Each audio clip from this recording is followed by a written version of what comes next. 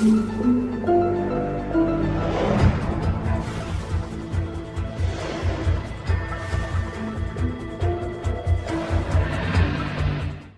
Court ने कहा कि एक महिला दंड प्रक्रिया संहिता की धारा 125 के तहत अपने दूसरे पति से गुजारा भत्ता पाने की हकदार है, भले ही उसका पिछला विवाह कानूनी रूप से बरकरार हो।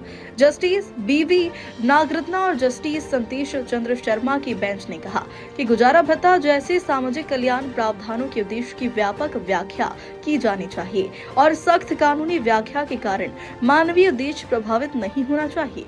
दंड प्रक्रिया संहिता की धारा 125 की जगह 1 जुलाई 2024 से प्रभावी हुई। भारतीय नागरिक सुरक्षा संहिता की धारा 144 ने ले ली है। सुप्रीम कोर्ट ने दूसरे पति को अपनी अलग रह रही पत्नी को गुजारा भत्ता देने का निर्देश देते हुए 30 जनवरी को आदेश सुनाया था। कोर्ट एक महिला की याचिका पर सुनवाई कर रहा था जो 2005 में एक सहमति पत्र पर हस्ताक्षर करने के बाद अपने पति से अलग हो गई थी। हालांकि तलाक का कोई औपचारिक कानूनी आदेश प्राप्त नहीं हुआ था। बाद में महिला की जान पहचान उसके पड़ोसी से हुई और 27 नवंबर 2005 को दोनों ने विवाह कर लिया। मतभेद के बाद दूसरे पति ने विवाह रद्द करने की मांग की, जिसे फरवरी 2006 में एक फैमिली कोर्ट ने मंजूर कर दिया।